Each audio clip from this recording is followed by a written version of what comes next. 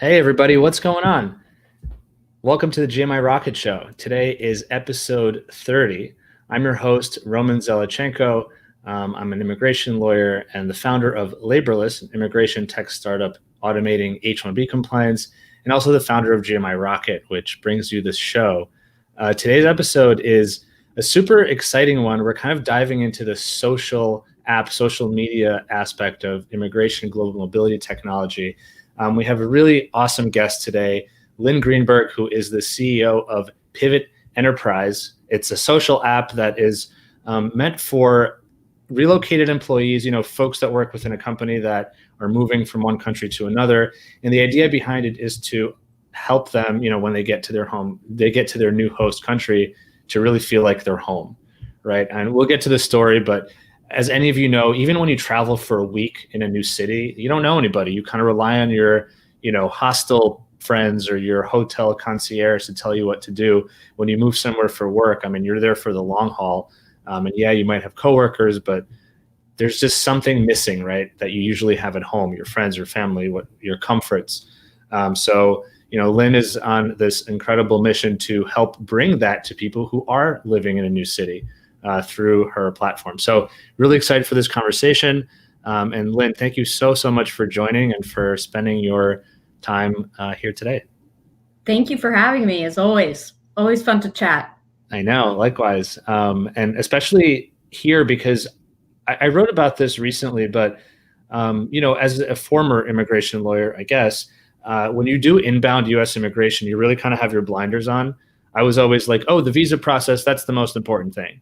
You get the person, they have a job offer, they have, you get them their visa, and then everything is perfect, right? But as I've stepped away from just being in immigration and entering this sort of broader world of quote unquote global mobility, it's like, no, the visa, it's an important part. If the visa is not there, you can't physically move and come to the new country. But there is so much before the move, after the move, during the move. Like, it is a human process. And anyway, this whole idea of global mobility technology, of which I think immigration is an important but nevertheless a small part of, is really interesting. So I don't know, that's kind of my way of like introducing this topic for myself, because I think it's really interesting.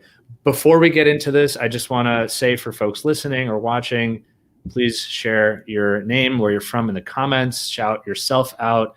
Of course, ask questions along the way for Lynn as we go through the story. So put that in the comments and we'll have a fun conversation. So Lynn, like I said, to me, global mobility tech is so interesting, and it's like, it really kind of leans into the human side of this thing. Before we kind of jump into your story, I was curious, where's the name Pivt come from? I'm sure we'll get to it, but I'm just like really curious, because to me that it's such a great, it's such a loaded and such a big word. So I'm curious for you, like, what does Pivt mean to you? Yeah, and obviously really relevant now, where it seems like everyone in some way or another either pivoting their business or pivoting, because they're relocating or trying something new. But it actually started out of, inspiration of a basketball pivot.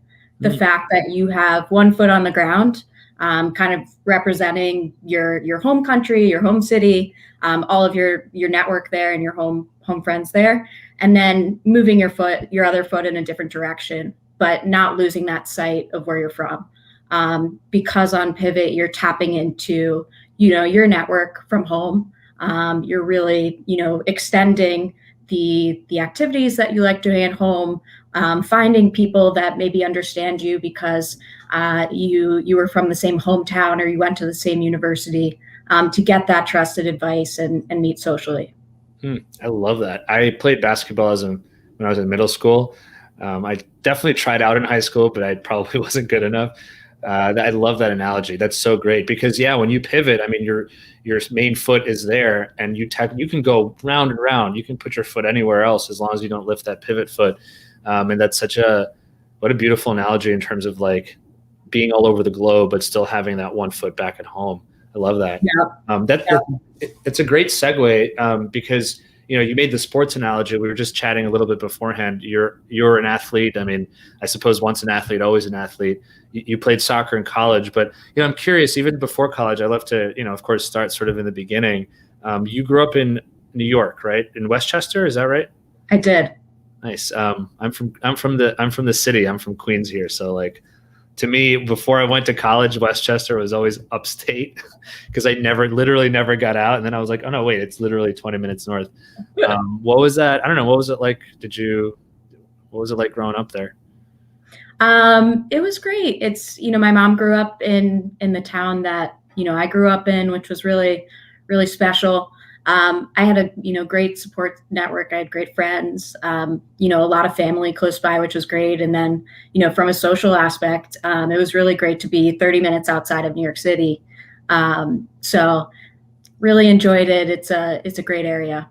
Did you play sports when you were a kid? Like, yeah. I did. Yeah. So I have two brothers, and my dad is pretty into sports. So grew up watching, Sports Center instead of cartoons. Nice. And, really enjoyed playing sports. And what I came to realize later on was, yes, I loved the physical aspect of it and being in shape. But really what I most enjoyed was being a part of a team, and all the different people that I got to meet. And so, what was kind of interesting was in high school, instead of taking AP classes, I was on 5 different sports teams. And for me, like, I felt like that I was learning more that way. I felt like I was learning more by being surrounded by, different types of people on different teams, being coached by, different people. And so, that's something to my parents' credit. They've always kind of let me, follow, what I've been passionate about. And that's always where I really enjoyed sports. That's crazy. 5 teams. Can you? Yeah, at one point. Yeah. All right. At the peak, when you were on 5 teams, what sports were you playing? Well, so it was 2 sports. So it was soccer and softball. Got but it. it was, town team, premier team, select team. So it was a lot of, running around. That's crazy. Wow. I know you played soccer in college. Did you actually like soccer more, or like, I don't know, how did you feel about both sports? I played volleyball in high school, but I will admit also, actually, I was on the bowling team, That's awesome. It was a varsity bowling team. And anyone who's listening or watching to this, yes, you can make fun of me for it. I love bowling. It's super fun. But in my high school, if we joined a team, we were able to get out of gym. Right? Yeah. So was that how it was for you too? Yep. So I actually had a bunch of friends that did bowling. Nice. Yeah, I got really into it. I'll tell you what, it's a forearm workout. If you don't have a good forearm and if you don't have strong fingers, you're not going to be a successful bowler, I don't think. And it's about the shoes, right? It's about the shoes, so it's a little fashion-y as well. Yeah, that's crazy though. And kudos to your point. Obviously this is something that you resonated from, and I really love that. Like, man, it's so precocious of you, I think is probably the right word, or prescient. I think the idea that you at that age recognized how much you were getting out of a sports team, or maybe even if you recognized it later, but at the time you were actually feeling all of these benefits, right? To your point, not just getting out of gym, or not just, sort of being in shape, but the human side. Like you're forced to, correspond and coordinate with all these different types of people and get feedback from different coaches, and coaches are all different personalities. I love how that's like such a little microcosm of life, because you go on and you get a job, or you work for yourself, and you have, co-founders and investors, and everyone's got different personalities. And I feel like being able to manage that is a really, really important skill. Absolutely. Yeah, very much so. So much of it is tied. The commitment level, the being a part of a team, being able to take criticism and, turn it into something positive, being able to manage, juggle a lot of different things. It's endless. So that was, a really big part of who I am. That's awesome. And so you went to Franklin Marshall College, where is that again? I forget. Lancaster, Pennsylvania. Right.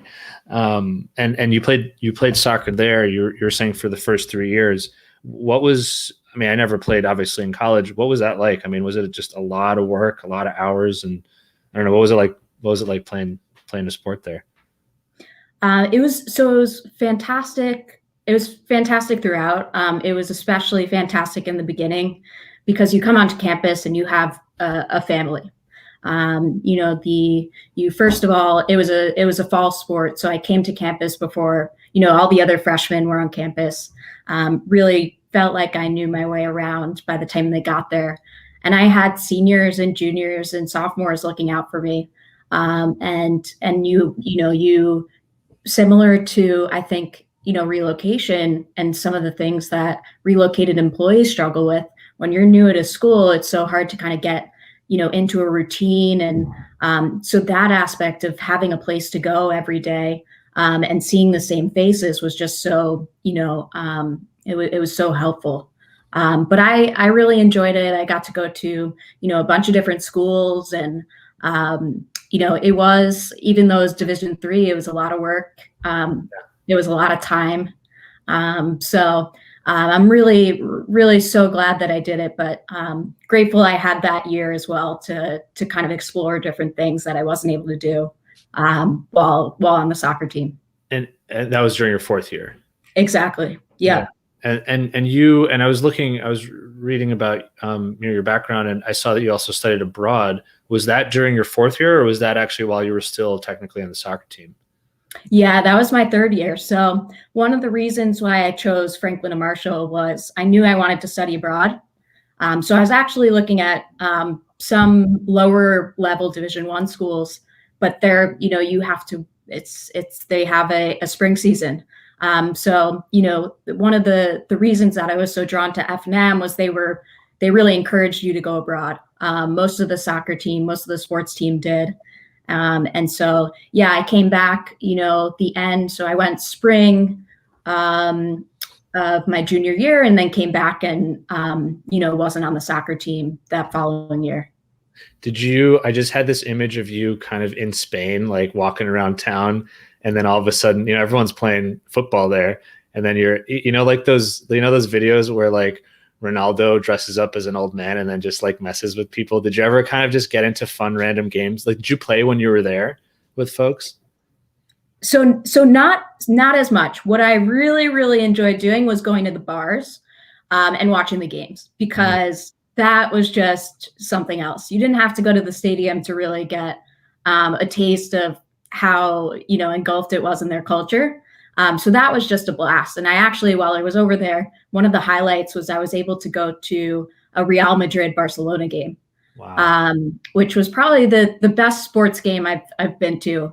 And so that was a real treat. When I got to London, I started playing some pickup games, but I was traveling a lot and was, doing school stuff. So didn't really get to play as much in Madrid. Yeah, that's fair. But that's still awesome. I mean, it's like soccer is clearly such a part of your culture personally, and then you go to this country where, admittedly, there's way more love for soccer there, just across society than here. It's really interesting. I mean, I think now it's getting, especially since the women's U.S. soccer team is just such a kick-ass team. Hopefully, it'll just elevate the sport in the U.S. But it's interesting how around the world soccer is so popular. But in the U.S., and a lot of people play. But then once it comes time to high school or college, they go, or I guess college and professionals, they go, I'll go like basketball or baseball there. I guess there's more of a career there. And it's kind of I think it's picking up. But I think until there's the money in the sports until there's the money in soccer that there is in football and basketball and baseball, you're going to get people dropping into other sports once they get to that stage. So I think it's, kind of a unfortunate cycle, because I think it is it's definitely such a fun game to play. I think it's actually the most played game in middle school and high school. But then, as you said, it just, drops out from there.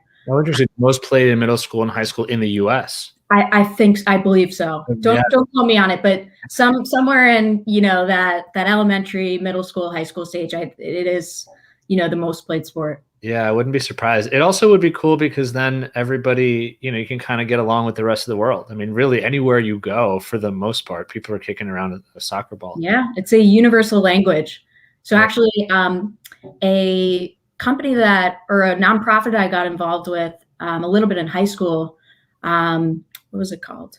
It was called Grassroots Soccer. Mhm. And that's really what they were doing, is taking the fact that, soccer is this universal language and trying to, teach people in different parts of the world about sex education and different things that, might not have been able to resonate so universally. So there's some really cool organizations that take advantage of it. Wow, that's super cool. I love that. And it also, I think, sort of tying back to our conversation here, because it's so global, I think there is this sort of mobile aspect to it where, okay, let's say you didn't get to do it a lot in Spain, and we'll get to when you did play more in London, but it is this thing where you can go to another country, and if you have this skill or love for a sport or whatever, you can just you can go to that place. And even though you can't speak their language and you don't look like them or you don't know anybody, they'll be like, yeah, come on, let's come and play, like whatever. My one thing that was similar to that was not a sport, but I did improv for 10 years. I mean, the only reason I'm not doing it now is because of COVID. All the theaters are closed. But I was in Prague in 2020, early 2020, and for a conference. And like 1 or 2 days before the conference, I was out and I found out that there was an improv theater there. And they were doing like throw your hat in the ring and play this like improv game with other people. And I just like stepped in and didn't know anybody and, got on stage with those folks. And it was super, super fun. Cool. Everyone was really nice.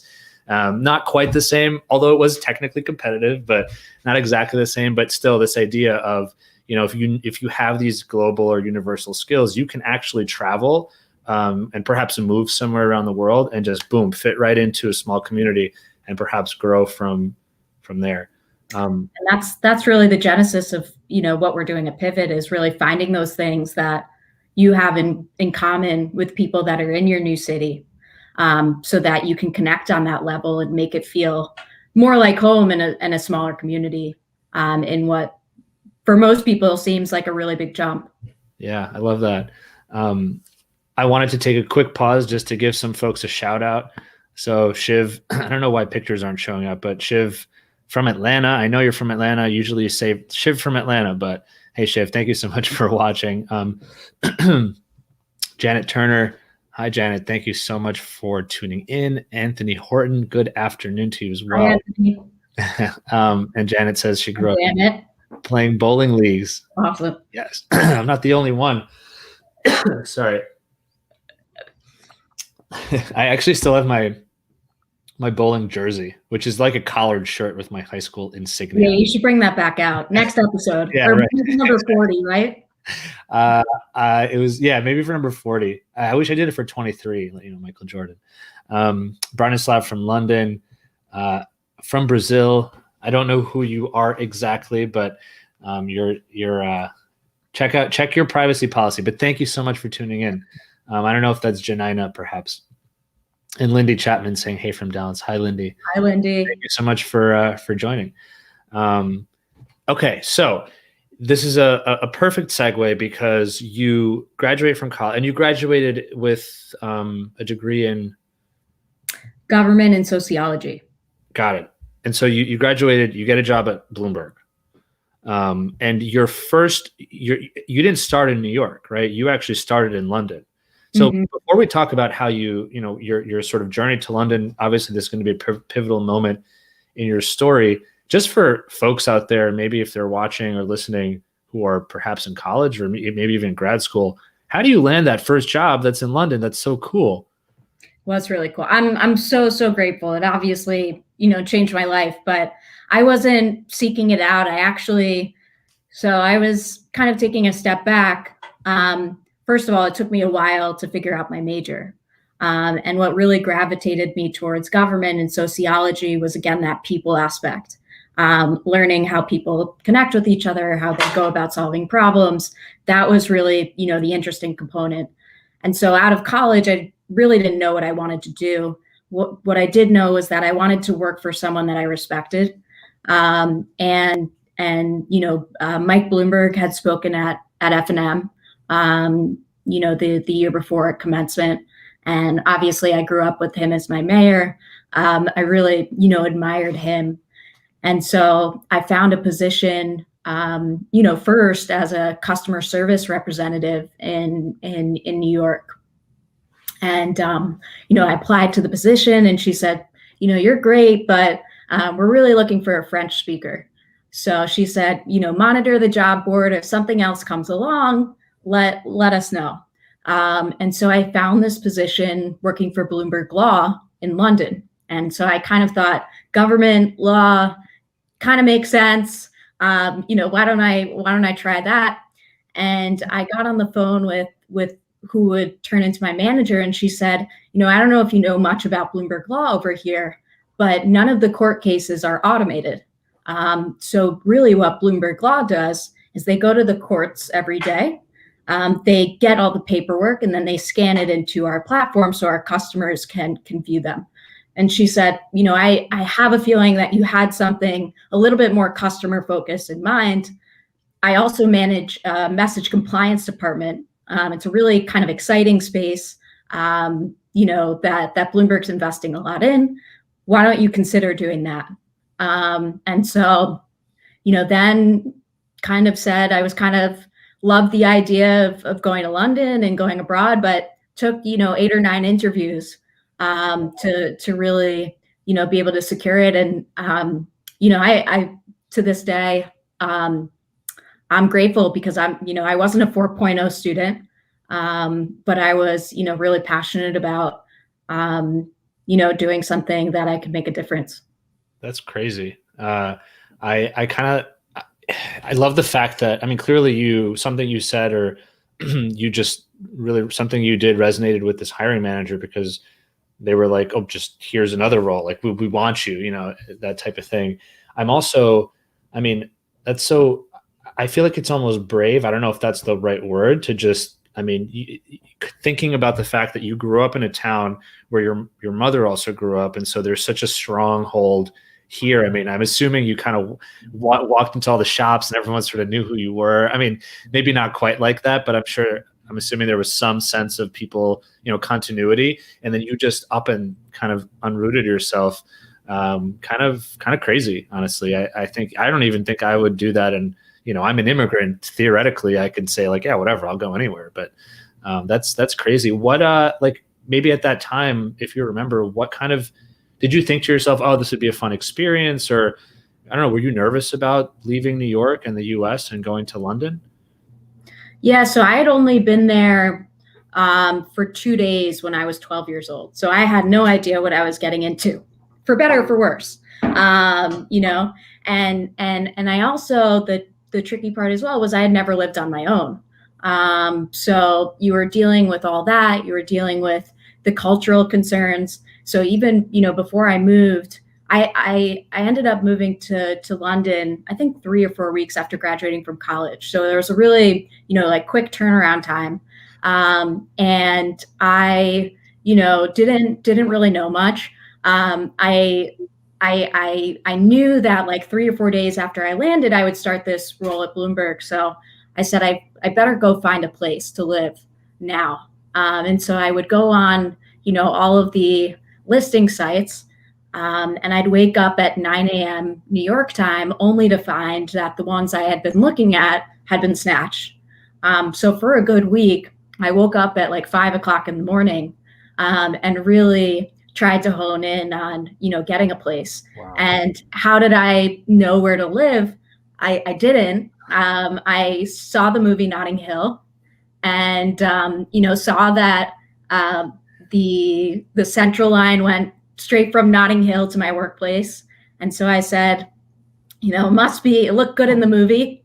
At the very least, there's a 6-month break clause. So I'll live there for 6 months and then figure out, where's next. But ended up loving it. So there was jumping into complete unknown. And I think the hardest part was when I got there, that first day, because you can't get a bank account without a phone, and you can't get a phone without, there's all these different kinds of, steps.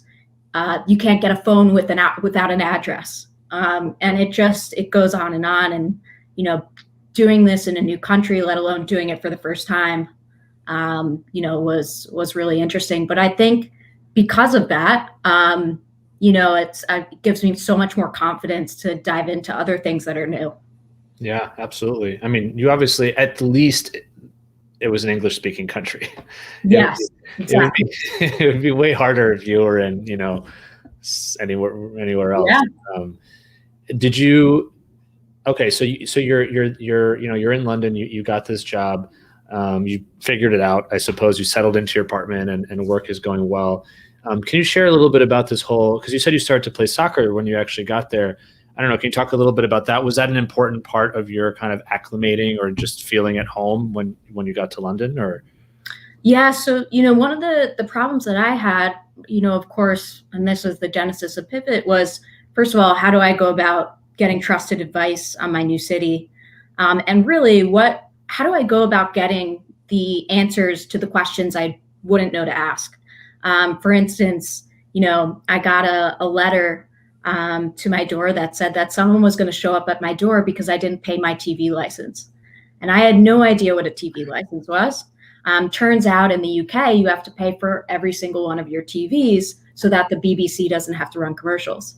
But that's really, something I was looking for, was I needed someone to really, let me know what that is and help me navigate the city. And then the second piece, and I think the most, important piece, is the social aspect. So I met, great friends at Bloomberg, but London is, a huge city. So many of the people that I worked with at Bloomberg, on the weekends and stuff, were 3 hours away. So, I did everything from go to meetups. I used dating apps, to try to make friends that way. I went to bars by myself, really tried to dive in.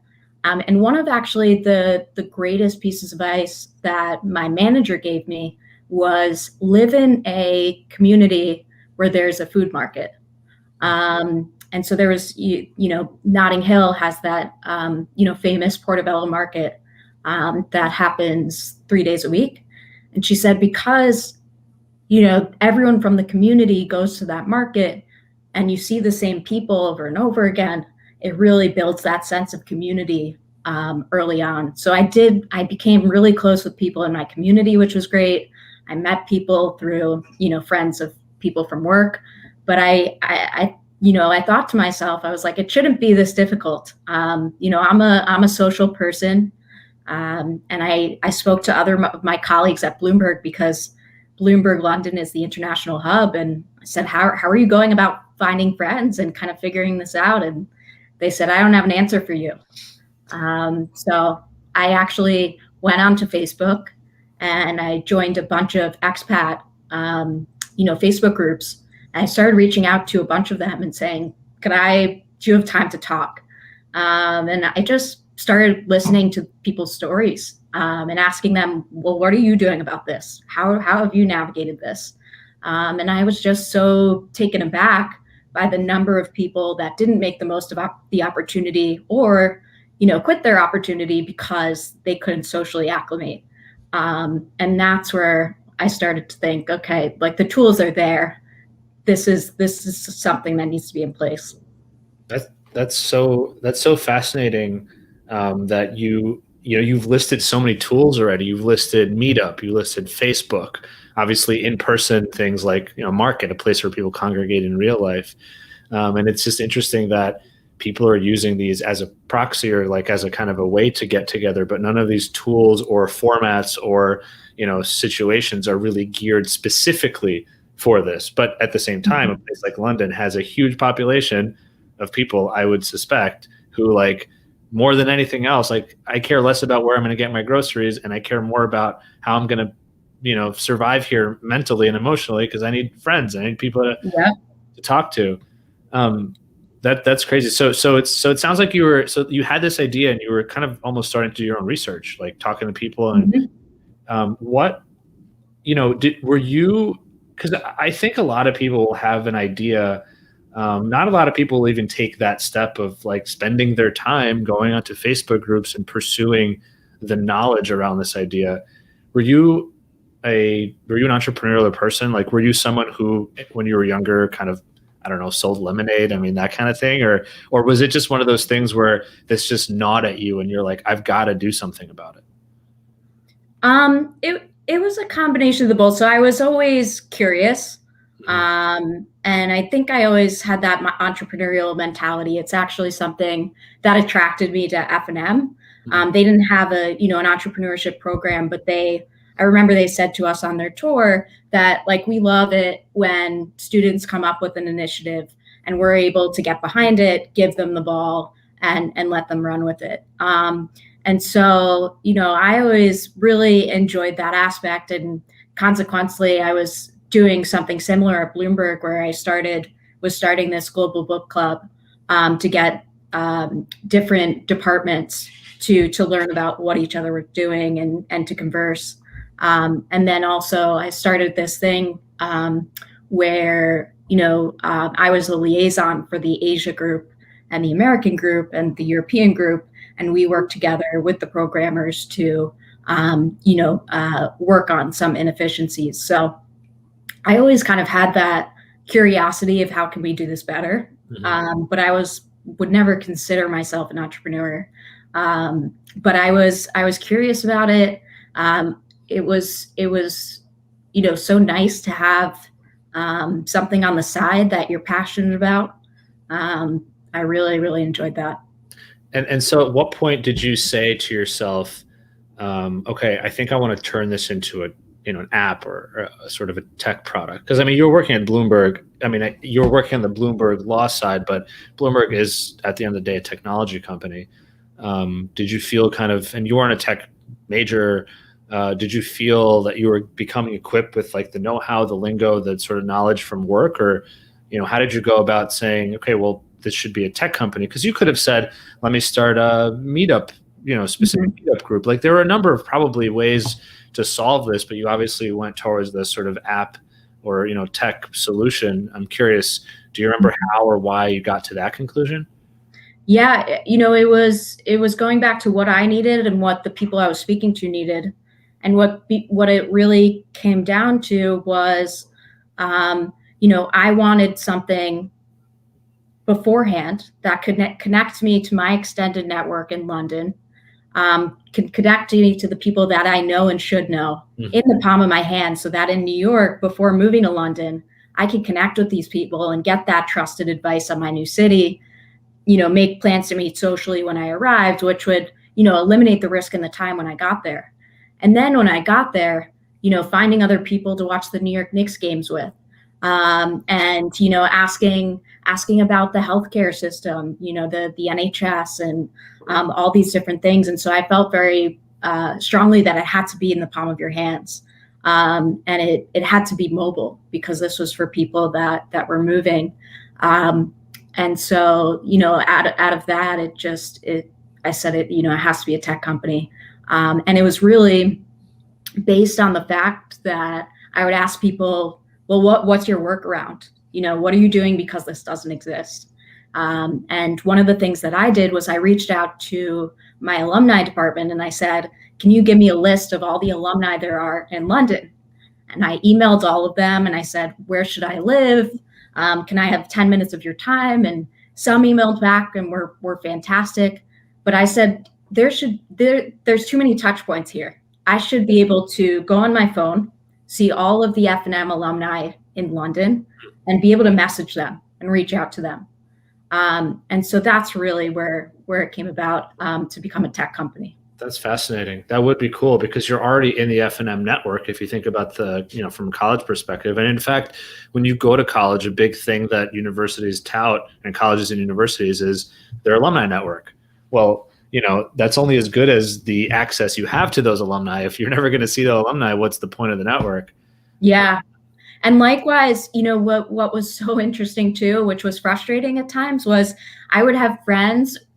I would have like friends of friends that I would see would be in London, and I'd see it after the fact because I'd see it on social media or something. And I said, like, I wish I could have known that they were going to be there or were there, because then we could have met up.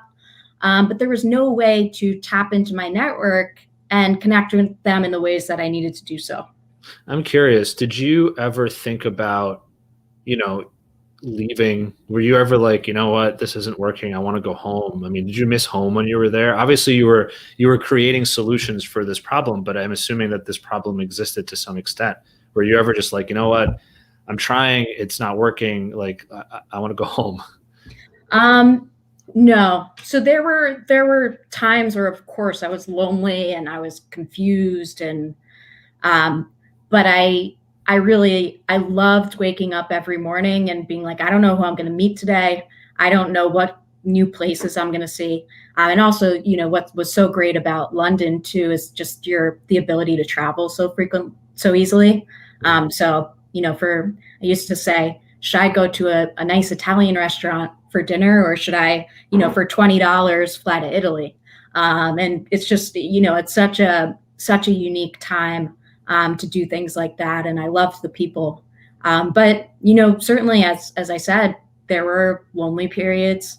There were times like, especially around the holidays where, I wish I could have had access to other Americans that I could meet up with and do, Thanksgiving dinner with, or, connect with based on those things. Yeah, no, that kudos, right? Because I think a lot of people, and they do, I think according to your research that, Pivt conducts, people do leave, they quit. I mean, A third of them. Yeah. Within a year. Yeah. So I want to just take one pause here. We've got Katie McKenna, who says, hi, Katie. Love hearing about your journey. Thank you, Katie, for the comment. And Lindy Chapman says, if Pivt helps the relocation client figure out where they want to live before arriving, that's a game changer.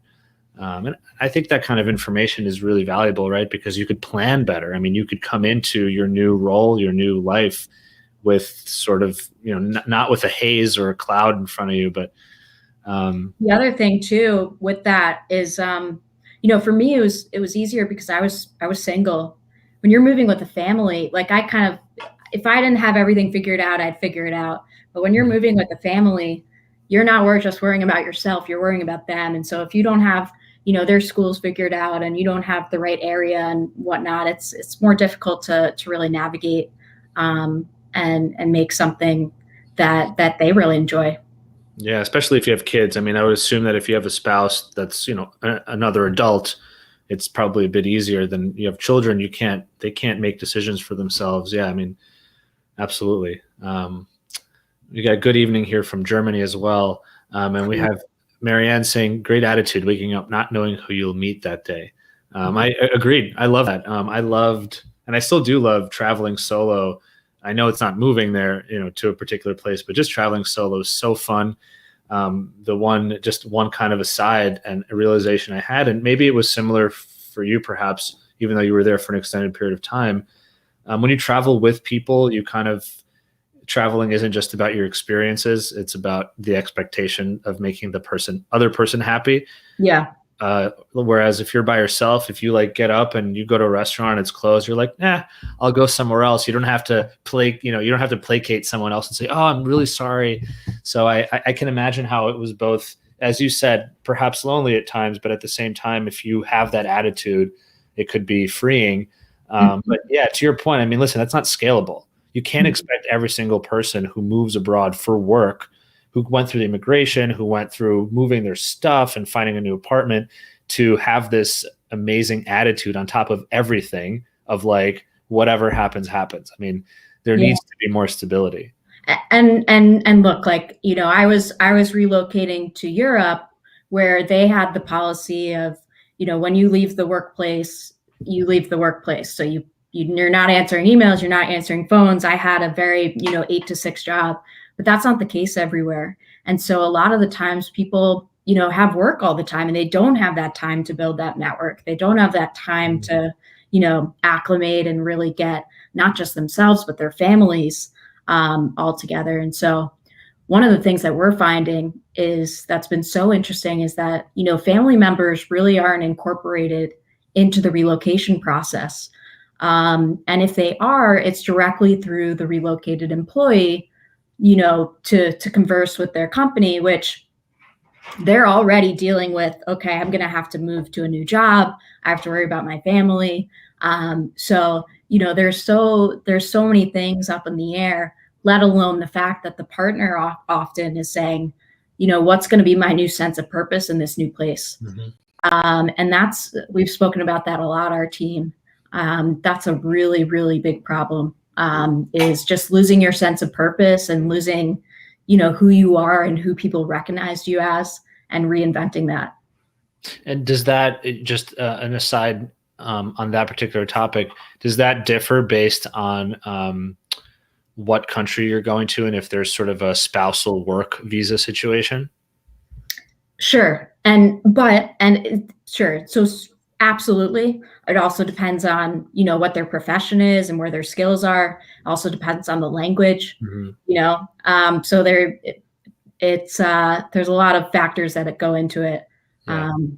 That makes sense. I was just curious, because I know on the U.S. inbound side, when spouses couldn't work, I'm thinking about the H-1B visa before the H-4, which is the spousal visa for the H-1B. Before those folks had employment authorization, it was often you're just trailing your spouse, and you hope that maybe you can find a job and get sponsored. But if not, you kind of just have to weave baskets all day, or just figure something out, And for people who are both professionals, I mean, that sucks. If you're a lawyer, a nurse, a doctor, whatever in your home country, now you just kind of have to come and hang out and wait for your spouse, who's the person who moved, to work. I can imagine how that could be a challenge, even if the relocation process is great for the family. To your point, that sense of purpose could sort of create challenges that have nothing to do with the relocation, but have everything to do with just being there. Yeah. I'm curious. So at this point, you're clearly thinking about this. You have an idea. You want it to turn into an app.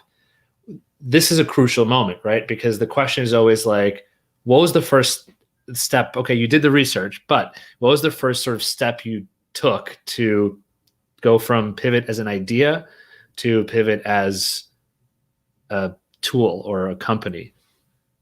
So first of all, I started attending workshops and classes and stuff, because I only took one business class in college. So I started thinking, okay, I have this idea. I think it has legs. How do I go about, building this solution and something that's scalable? So the first thing that I did was I took those, kind of classes, workshops. I cold messaged people on LinkedIn, and I said, former founders, and I said, how did you go about doing this?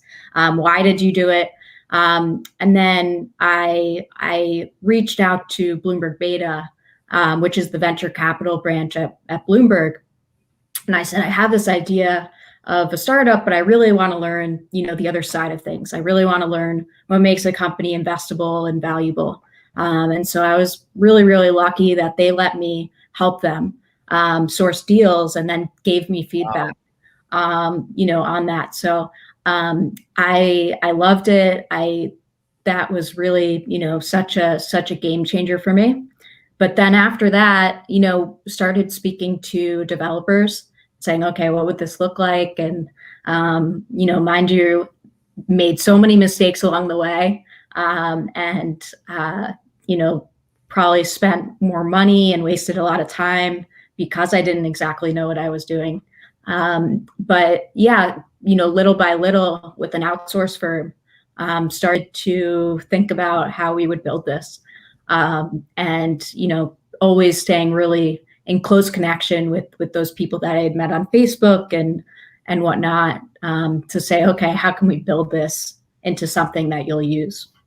That's amazing. So cool that Bloomberg basically gave you some opportunity to learn about this world, about this industry. And also, I think really, really clever to leverage. I mean, what a lesson, right? Of look around and see what you have. I mean, is Bloomberg going to fund you? No. I mean, but what resources do you have within Bloomberg to help you in another way? I really, really love that.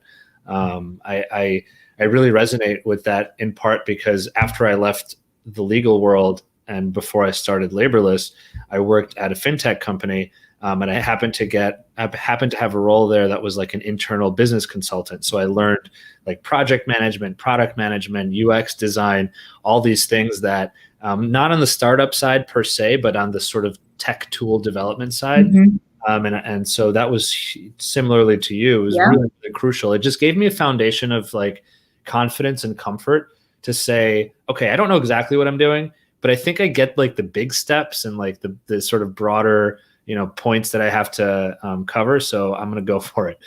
I love that. And so at what point did you, leave your job? I mean, were you already building? Were you doing this sort of nights and weekends while you were still in London, and then you eventually said, okay, I'm ready? Or were you kind of like, I quit, and then what's next? No, I was very much doing it on the side. And I was working on it with my brother at the time, who had recently studied abroad in Madrid and had kind of felt, that the experience firsthand in that regards, but more in a travel sense. He was more frustrated by the fact that he was going to, new cities.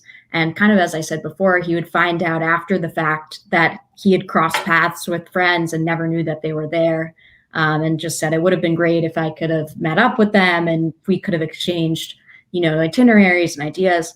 And so, after about 3 years in London, we started developing, an MVP. And it was just really difficult being with that 5-hour time difference. So moved back to New York to, build out that MVP, but wasn't at the point where, I felt like I could take it full time. So joined another venture capital firm here in New York, kind of with the mentality of, if I can't work on this full time, let me do something that at least I can learn something that's going to be helpful with it. And so, I had a conversation with one of my closest friends in London, is a startup founder, and she sold her company. And so I, always go to her for advice. And I said, like, how do you know when you should quit your job? And I remember she said to me, you just know. There comes a point where it just becomes, all you can think about, and it takes all your time and it becomes all encompassing. You'll just know. And the fact is, there does come a point where you just kind of know. And it's easier said than done. I did a lot of consulting, on the side while building out Pivt and growing it. But yeah, it wasn't until that point that we really started taking it full time. That's awesome. That's such an inspiring story. And I think, again, so cool that, you clearly were continuing to work on this and taking other opportunities that helped, I'm assuming, plug some information gaps that you have. How does the tech side work? The startup side work? How does the venture capital side work, et cetera? I love that. Okay, so you're back in New York. You're sort of working on it part-time, but also kind of still on the VC side. Amazing connections, I'm assuming. I mean, listen, worst case scenario, you just now have your own experience building an app. And if you continue working in VC, you kind of can empathize. So it seems like a great idea. But clearly, at some point, Pivt was the thing that you had to do. So I assume that you said farewell to the VC world, at least on a full-time basis. How, I know that in the beginning, from some of the research I did, and I think from some of our past conversations, I guess you launched Pivt initially as an enterprise product, right? Or did you launch as a consumer app? Mm-hmm. Okay. So can you talk a little bit about that? Because I guess you ended up, forgive the pun, pivoting a little. Everyone does it, and I encourage it. Right. Yeah. So, I was building this with my brother, and as I said, he resonated with the problem in a different way. So we first launched it as a consumer app for people moving and traveling to help acclimate in their new city. So it was, we were in New York and London, and it was used by everyone from expats to business travelers, but also, backpackers and, study abroad students. So it was really, really broad. And so as a blessing in disguise, after about 6 months, we were approached by corporations that said, we came across your platform. We really like what you're doing. It's something we're struggling with internally with our relocated employees and business travelers. is this something you'd be interested in building for businesses? And that was such a big blessing because we ended up, building a product and throwing it out in the market with just way too many customers.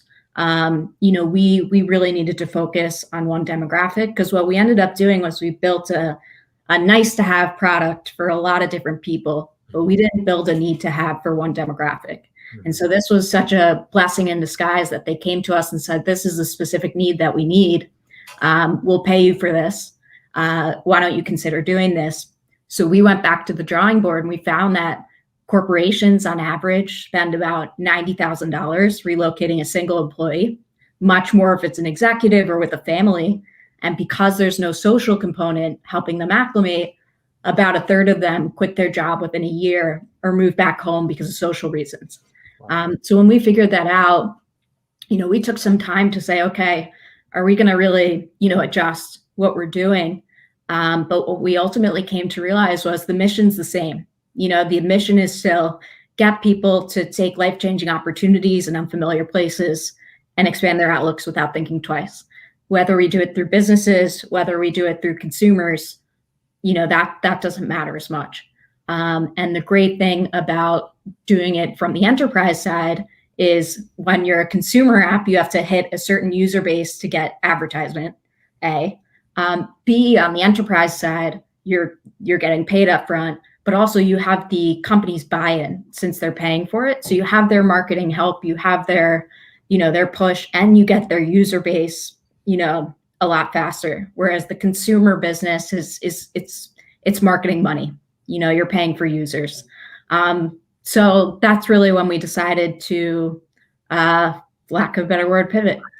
Yeah, and I was going to ask, what were your thoughts on initially kind of the business model? Would it be just kind of any other social media app, you get a ton of users, and eventually you can sort of market to travel companies or whatever? Was it that kind of a thought? Yeah. We had, a bunch of different features that planned out, but partnerships with study abroad, schools, and really just creating a travel and moving specific social media app where people could ask and give recommendations, share, what they've learned, and connect wherever they are. But I hear you. On the other hand, you have the enterprise model.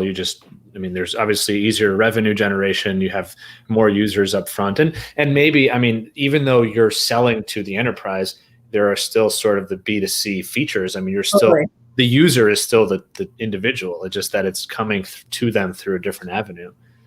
Exactly. So that's when once we decide, again, it's like, as an entrepreneur, as I learned, you have to be really flexible in terms of listening to your customers and what they want, but stay true to your mission. And so there's that, balancing act that you have to do, but ultimately found that it was the best decision for us.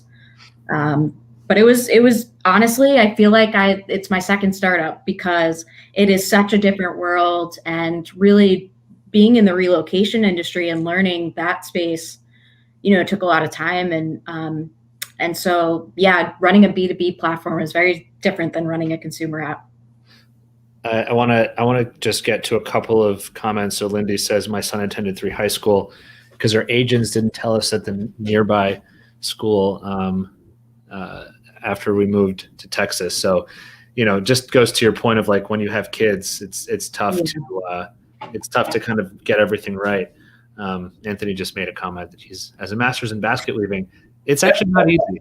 It's actually not easy, basket weaving. It's the kind of like the joke major, but I know it's not easy. Nicola, it's a big comment, but Nicola says, I was asked a few days ago what I would suggest to a person who's about to relocate. I always said, make sure you want it. Think about it. Make sure your family's fine with it too. Only that way can you commit to a new job or assignment and have less stress in the beginning associated with changing. Definitely makes sense. But, I still think, to your point, there are probably a lot of people who want it, really do want it. And they get there, let's say it's a 3-year assignment, a year and a half in, they're not finding their rhythm. They're not finding their niche. They miss home terribly. Right. And I'm assuming, and they still are like, you know what, not for me. I'm going to go home. Yeah. And a lot of the times I think this way about, going to college, people are like, was this the right college for you? And my answer was, you don't know what you want until you get there. Right. Until you actually are in it, then you kind of can say, okay, I would have done this differently, and this is what I don't really like. But especially moving somewhere to a different country, there's so much unknown. And as I said, the questions you don't know to ask ahead of time, that kind of leaves you in that space where a lot of it's up in the air. Marianne says, your courage and tenacity is admirable, Lynn. Thank you. I agree. It's it sounds like, it almost feels like every move you've made is calculated, but I mean, I assume that there were still a lot of challenges along the way. It's failing over and over again and getting back up. That's what it is. What do you think because, again, hindsight is 2020. You reached out to Bloomberg Beta, for example. Sounds like the absolute right move to do.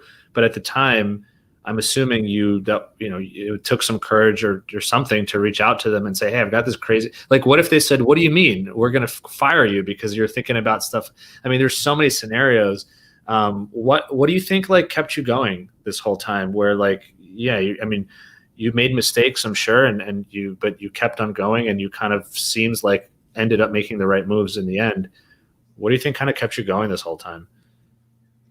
It's always been about the why. It's always been that I've felt the problem firsthand, and my experience going abroad was life-changing in so many different ways, in the sense that I've met friends that have, will always be friends of mine. I have a second home. I've seen so much of the world, and I've, met so many fantastic people. And so it's really that I want people to take those opportunities in unfamiliar places like I was so lucky to have, and make the most of it without social issues or acclimating, which seems like such a small thing and can be fixed, being the deterrent. So that's really every time. And as you know, because you have a startup, there's, tons of bad days and few in between good days, but it's really, why are you doing this? I think also speaking with all those people and kind of hearing their stories, and it has really kind of kept me growing through it all.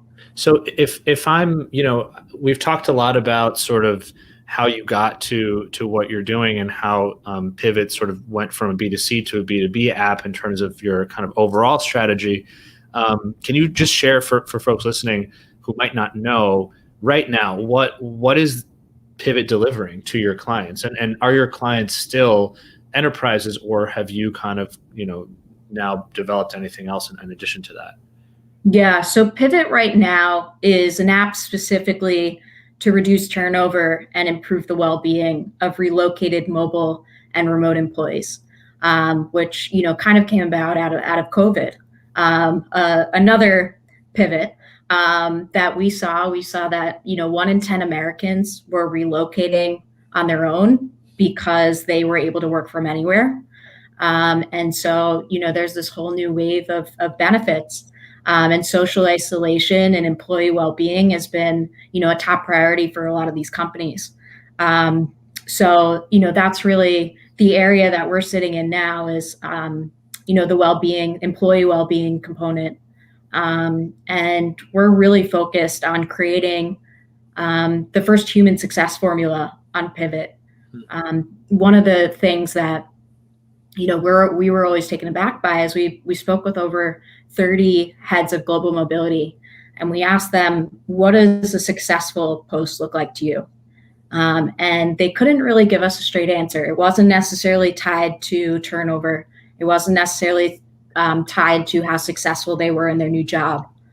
And so what we're trying to do is we're actually working with a social network scientist, and people that kind of come from different angles of the equation. And we're trying to come up with the ways so that we can go to employers and say, okay, if your employees do A and B on Pivt before they move, and X, Y, and Z once, within the first year, then we can predict that they'll be 20% more successful in their post. Wow. And likewise, if they're not doing, B, then we will be able to reach out to you and say, this is probably a red flag. This is probably where you should intervene, see if they're okay, see what they need. And so that's what we're really excited about too, is creating those KPIs where employers can say, this is what we need to be looking at, because that's how you can't reduce churn rate if you don't know what you're looking. Well, if you don't know what success is. What are some of those things, if you can share, that you're looking at? I mean, I'm sure there are a ton of indicators, but what are some kind of maybe main ones that are interesting? So the first one is getting family members on right away. So the same time as the relocated employee. So as soon as they find out about the move, giving them the ability to connect with other people, that they can get advice from and meet socially with. And then there's, a variety of different things that we're testing out, meetups, on Pivt, in your meeting up with other people that have recently relocated in your new city, other people that understand what you're going through. So that's something, that we've been working on through COVID that we're hoping to ultimately get to the bottom of. So has COVID been, what's the effect that COVID has had on your business? I mean, it sounds like it should accelerate this need for connectivity, where people are, a lot of companies are telling folks to stay home forever or go wherever. Has it been good, bad? Has it just been a different, Yeah, it's been a silver lining for us, I think, because first of all, employee well-being, social isolation, which was, I think, evident to relocated employees, is, I think, now evident to everyone. I think everyone knows what it's like. Corporations are spending budgets, if not dedicating complete departments to employee well-being now. And I think that people are not going to return to work necessarily 5 days a week. And so there's going to be, a lot of adjustments in regards to employee benefits, social isolation in particular. And also, employee well-being was kind of considered like a soft benefit. Whereas now companies really see the effect towards ROI.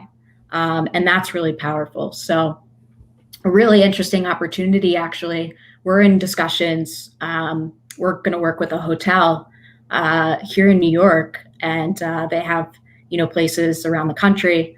And they are rolling out a new program where companies are paying for their employees because they're not going to the office space, because they're not paying for benefits like, unlimited snacks in the office, where they're paying for, $2,500 a month, so that their employees, if they don't want to pay for their Manhattan apartment, they can use any of their hotels around the world, unlimited stays, for that month.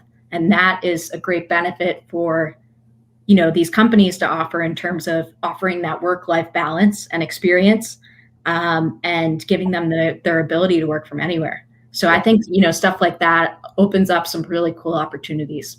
Wow, that's, who would have thought? I would never have thought that this would be something that companies would do. I mean, for a hotel, that sounds like a great deal. I mean, you're basically getting rent money, and you can, you allocate rooms around the world in all of your buildings. But that's very cool. Wow.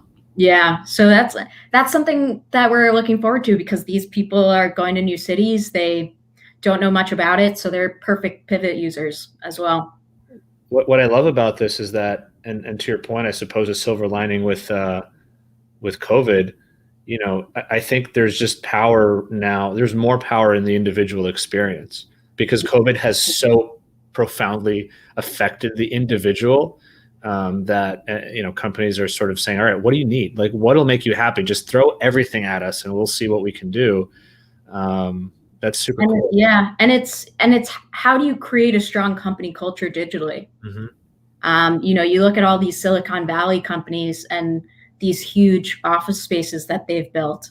And now, everyone's remote, and that's really what they were. It's that culture in the office that has really been so central to businesses up until this point.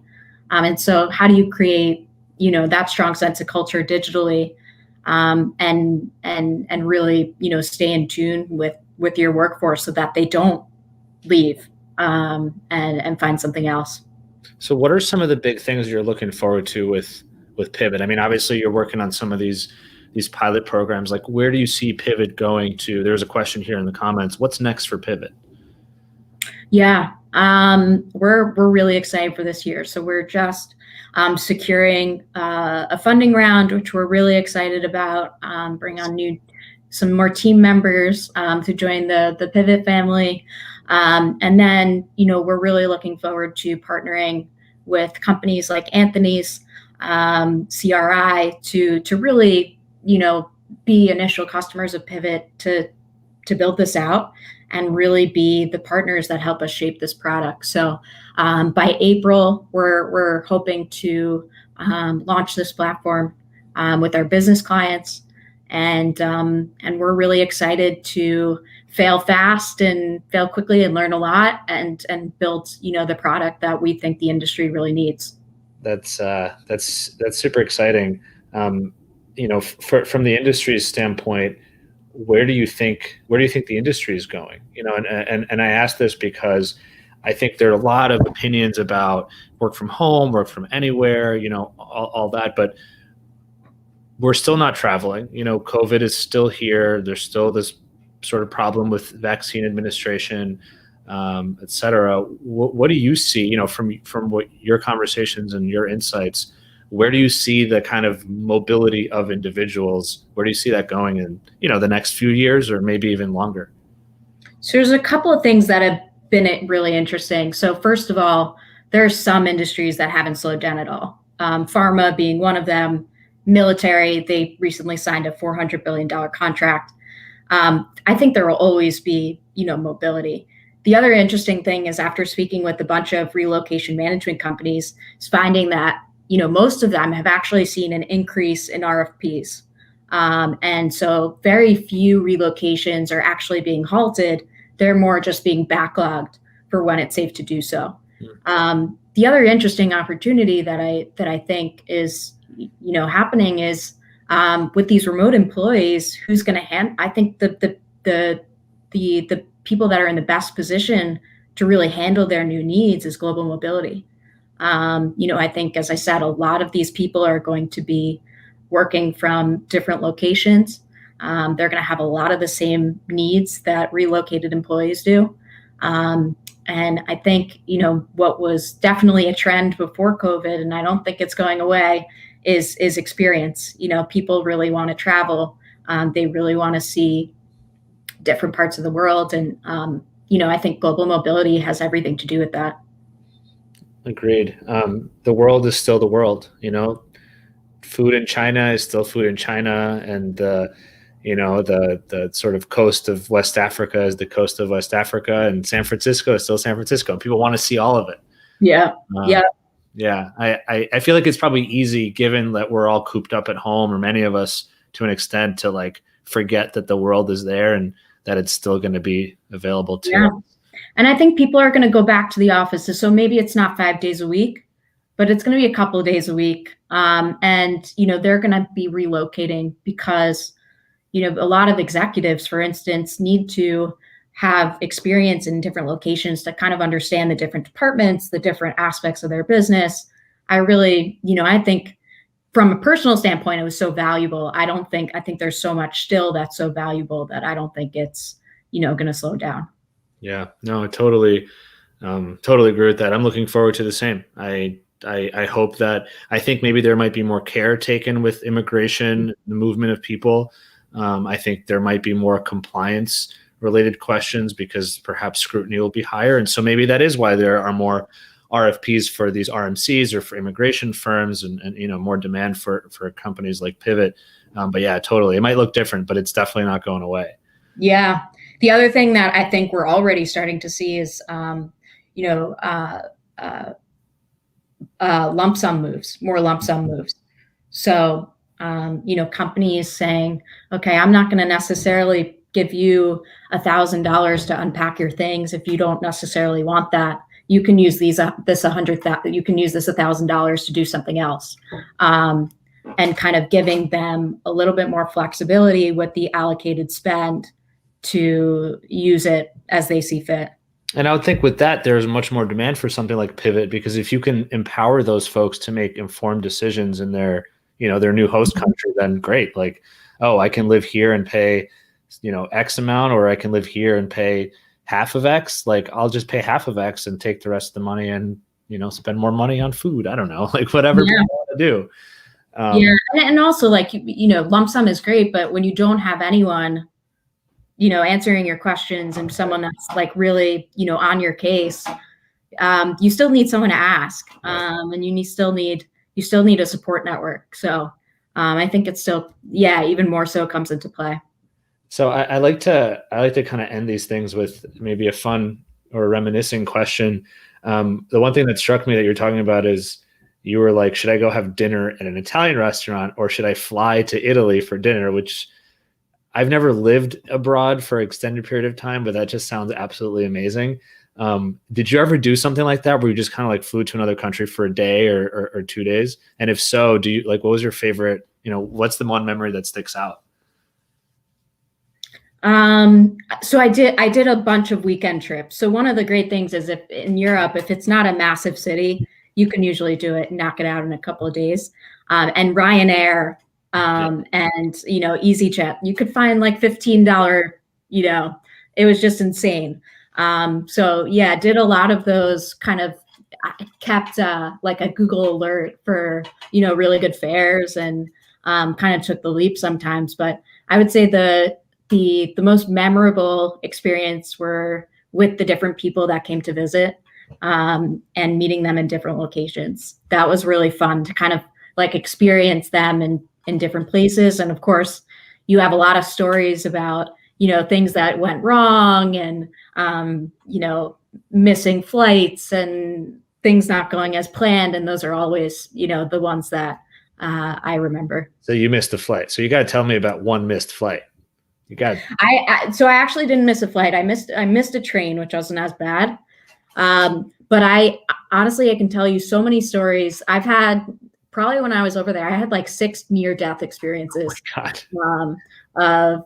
Yeah, but those are the things that you remember, and grateful ultimately now that I'm out of them, that I had them. Right. You're still here. Yeah, that's for sure. Awesome. Well, Lynn, thank you so much. I think we could go on for another hour, but I really appreciate you sharing your story, your journey. Super exciting. I think Pivt, it sounds to me like it's almost like you had foresight back then, and you knew this was something that was important and clearly wasn't being tackled in a way that you thought was sufficient. And now the world's catching up to what you were saying this whole time and what you were building. So I at least from my vantage point, it sounds like you're just doing the right thing at the right time, and good things are ahead. So appreciate it so much. As always, thank you for speaking with me, and thanks for all your support. Yeah, likewise. Thank you. Thank you so much for joining. All right, everybody. Thank you so much for stopping by. There are a lot of great questions. I didn't get to all of them, but I love all of your comments. Thank you for always for being here and listening in and really tuning in and learning. I always learn so much. Yes, sometimes about the industry, but other times about just how people make decisions and how they move from their full-time job to going part-time to then doing their thing on their own and eventually launching their own companies. So I hope this is helpful and interesting for you all. As always, please feel free to reach out to me. Connect to Lynn on LinkedIn and online. Check out pivtapp.com, and have a safe and wonderful weekend. Peace out.